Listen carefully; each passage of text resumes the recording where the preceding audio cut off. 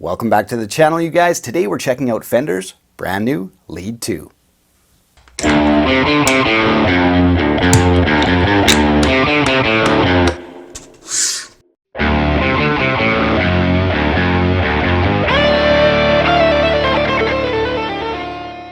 I hope you guys are having a great day today. In the studio, we've got Fender's brand new reissue of the Lead 2. This is a guitar that appeared for a short time in the late 70s, early 80s. So, some 40 years ago, but we're gonna check this thing out top to bottom. I'm gonna tear it apart, look at the internals. We're gonna give you guys a bunch of tones and the full rundown. Let's jump in. So if you guys want to jump to a specific section of this video, I'll put all the times in the video description below. You can check them out there. If you just want to jump to the tones, final thoughts, the teardown, whatever you want to do, I'll make those times available. Other than that, let's start with the features. Now, first things first, I want to compare this new Lead series up against a STRAT. I want to know how it differs in terms of the overall body shape, the aesthetics, the contours, all that kind of stuff. So we've got our STRAT right here. Now, as you guys can see, the Lead series is much, much smaller, which is, kind of interesting. If you're a smaller player, I think you're going to love how this guitar feels. I've got to say it's extremely well balanced. Even though the body is smaller, there's no hint of headstock dive at all. It's just supremely balanced. So very, very nice playing experience. And, it's kind of got more of a symmetrical kind of scoop between, the upper and the lower horns, whereas on a STRAT, it's kind of a little bit more offset, right? Slightly different, but you still have, the belly cut on the back, the forearm contour, that kind of stuff. But, this is just in a rough way how it compares to the size of a STRAT. Now the Lead 2 comes in a few different finishes. You can also get a humbucker equipped version, but for me, this is the model. This is the coolest one in this neon green with the slanted single coil pickups. It's somehow more retro and more modern than a STRAT at the same time. I don't know how that works, but I think it looks really, really cool. And obviously we're going to get into the tones, find out, what the double switches do and all that kind of stuff. But anyway, for overall design, this is the one I would choose for sure every day of the week. I think it just has such an incredible vibe to it. So we're going to dive in, look at all the parts in detail. Here we go. The neck is a Player Series neck. Smooth satin on the back, feels fantastic. Gloss on the front, which I think looks great. So really nice combination. 22 frets, just like the Player Series. And the pickups as well are from the Player Series. So when Fender upgraded from the Mexican Standard to the Player Series, they got new Alnico pickups. We're gonna take the pickguard off, look at all the parts, but fantastic pickups. And of course, we'll check out some tones. All right, now let's hit up some nitty-gritty details. On the front face of the headstock, we've got the classic Fender logo, 2 string trees, and the new Lead 2 logo. Now, this definitely screams early 80s. I think it looks really cool on the headstock. The tuning machines themselves are vintage split head tuning machines. These are some of my favorite, other than maybe locking tuners, because all the string ends go into the tuning machines themselves. So, you're never going to poke yourself on a string. It's not going to rip up the inside of your gig bag as you take it in and out multiple times. Really great tuning machines. Now, on the back side of the headstock, we've got, of course, the Made in Mexico logo, but we've got vintage 70s style F logo tuning machines. Really, really nice touch. Now, I've been using this guitar for a few days now, and it's been holding tune really well. Now, it is a fixed bridge guitar, so, having the 2 string trees doesn't really bother me. Usually on a trem guitar, I'd like to, ideally just have 1, but tuning stability actually has been really good on this guitar. Now, as for the nut, it's synthetic bone, which means it's plastic. Now, thankfully, it's cut really, really nice. I'll zoom in for you guys. Now, of course, when you zoom in, you see all the tiny imperfections. I think I might, pull the strings off, use a small brush just to clean it up. You really can't see that when you're playing, but when you're zoomed in, you can sort of see it needs a little cleaning. But thankfully, the way it's cut itself is very, very nice. Now, when you look at the side of the neck and how the nut interacts with the edges, it's very, very smooth. So even though it is kind of like that plastic nut that Fender uses on all its lower end guitars, it has been holding tune well, as I mentioned, and it's cut really nice. So that's definitely a positive. Now, as for the fretwork, I'm happy to say Fender did a great job shining and polishing these frets. Looks absolutely amazing up against that gloss fingerboard, and there's no grittiness, when bending or doing vibrato, even on the upper frets. So that's really awesome. Now, in terms of the fret edges, well, it's typical Fender in this price range. I'll take a few close-up shots for you guys. Definitely not as rolled or polished as, you know, some other brands in this same price range, but there's nothing like out of place or horribly sharp.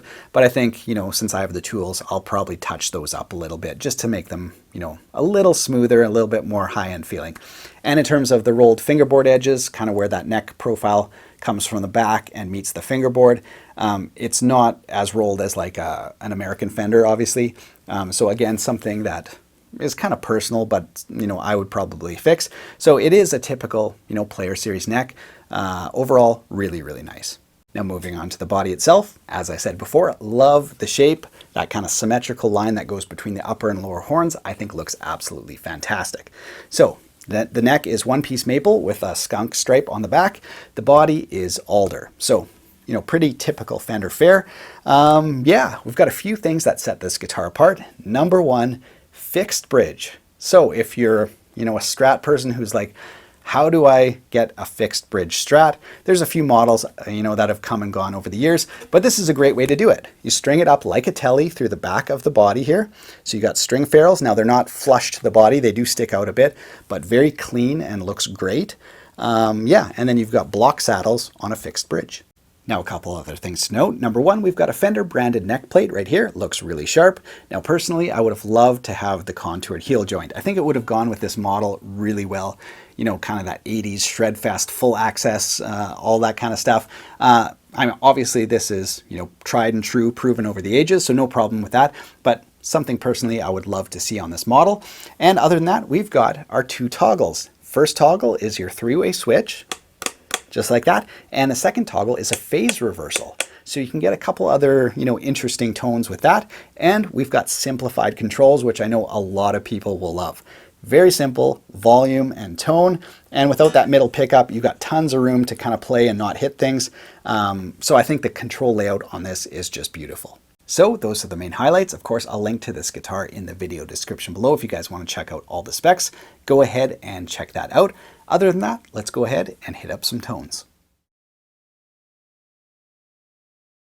All right, you guys, it's time to plug this baby in and see what it can do. We're going to be using my Hughes & Kettner GM Deluxe 40 into a 212 cab, mic'd up with the Rode NT1 and an Earthworks SR25.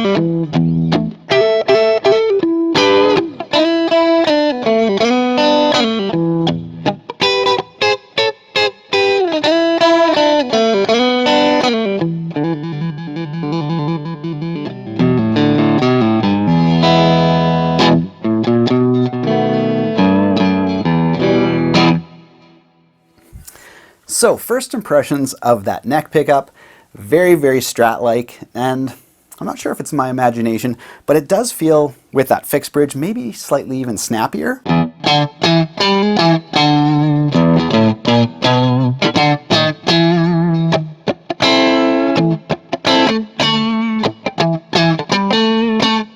And certainly when you dig in with your thumb or fingers. So I'm not sure. Anyway, it can cover all those like classic Strat tones, but yeah, it sounds to me like it maybe has a little bit more like attack.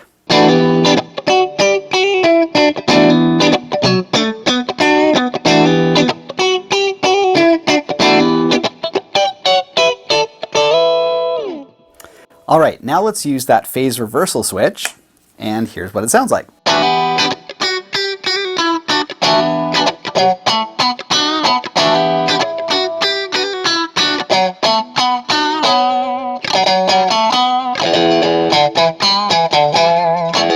So it sounds very, very much like sort of a cocked wah. So it sounds like you step on your wah and you go all the way to the front, and it really just gives you that narrowed frequency kind of sound.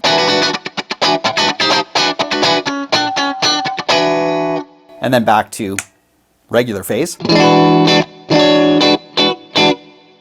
So with both pickups together, it really does remind me of a TELE. Not quite as, yeah, not a typical Strat sound, but a typical TELE sound. So I think that that middle position sounds really fantastic. Really snappy and kind of a little bit of quack. And then when you hit that button, it's just like a total different effect.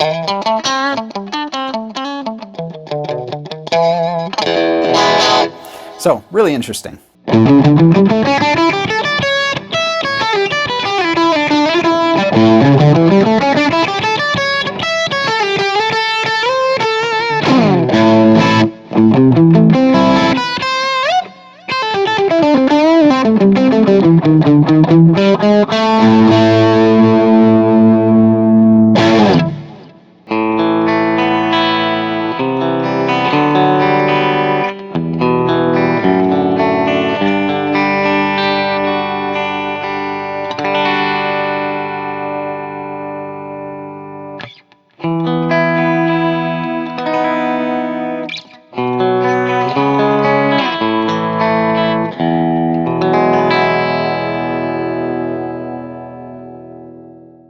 So this guitar really does have some amazing tones. That neck pickup I thought sounded fantastic. All the classic Fender you could want. And when you went to both pickups, I thought it sounded more T-style than, S-style. Of course, you do string it up like a TELE and it has that fixed bridge. So I thought that in-between position sounded fantastic. Not sure how much I would use the phase reversal, but it's there. It's a nice option. And in the bridge with some overdrive, I thought it sounded really, really nice. And when you went to clean tones, it's super jangly. So this is actually a Fender that I might, use the tone control more than maybe some others, because that back pickup is super bright and jangly. So a good kind of variety of tones on a very simple guitar. All right, you guys, let's do our teardown. I'm gonna take the neck off, remove the pickguard. Let's check out what's inside. All right, you guys, we've got the tension off the strings. Let's go ahead and remove the neck and see what we got underneath. So here's a closer look at the neck. Really nice, clean, sharp lines all the way through. Looks really great. Give you a shot of the heel there. So everything looks really, really good. Looks like it's stamped December 2019. So yeah, anyway, from that standpoint, everything looks constructed really well, really nice. And here's a shot of the neck pocket. Nice clean lines all the way through, matches the pickguard perfectly. So that's great. And the way the neck seats into the pocket, nice and tight. So no gaps, no wiggling, everything looks really good. All right, I've unscrewed the pickguard. Let's take a look at what's underneath. Okay, so this body is routed for humbuckers. So if you wanted to swap out the pickguard and do a little modding to this guitar, no problem. Now the cavity looks, just kind of like classic Fender, kind of sprayed in there for, some sort of shielding and stuff like that. We've got our ground to the body or to the shielding, ground to your saddles there. Now, as for the pickups themselves, let's take a look at the pots and the switches. Obviously your output jack is right in the pickguard, which is very different than a Strat. And yeah, here we go. Everything looks, nice and normal. Here's your toggle switches, and your pots are full-size pots. Look like CTS, so that's nice. So we've got some high-quality pots in there. That's great. And clearly we've got Alnico pickups, because the ceramic ones have the big bar magnets on the bottom. So these are, from what I can tell, Player Series. At least they're listed as Player Series pickups. I'll try to get a little closer there for you guys. Now, these pickups are quite bright. Obviously I EQ'd my amp so that I thought they sounded, pretty decent. But if you're good, to go from a humbucker guitar to these pickups, you'd be like, wow, these are bright. So they do have lots of high end, lots of jangle. But yeah, there you go. So really basic, no surprises underneath there. Looks really good. Now I should mention the pull pieces on the pickups are just slightly radius to follow the neck, so you don't have a vintage stagger on these single coils, which is actually my preference. I find, sometimes the vintage stagger, that third string is just a little bit too overpowering. Here they're quite nicely balanced, so I thought I should mention that. So the big question is, should you consider buying something like this? Well, number one, the construction is really great. If you've played the Player series before, you know what I'm talking about. This guitar feels right at home in that series. So really great. Number two, if you like single coil tones, but you just want something different, you don't want to play a Strat or a TELE, hey, this is a great option. Lots of vibe on this guitar. And of course, you don't have to get the neon green, but like I said before, I think it's the coolest of the bunch. Also, I mean, how great of a modding platform would this be? Like, put a couple like high output, noiseless hot reel pickups in here, and it would look absolutely unreal. So there's lots of different, possibilities of this guitar. But yeah, I definitely fell in love with it as soon as I saw it. I think it's a really great guitar and a great buy.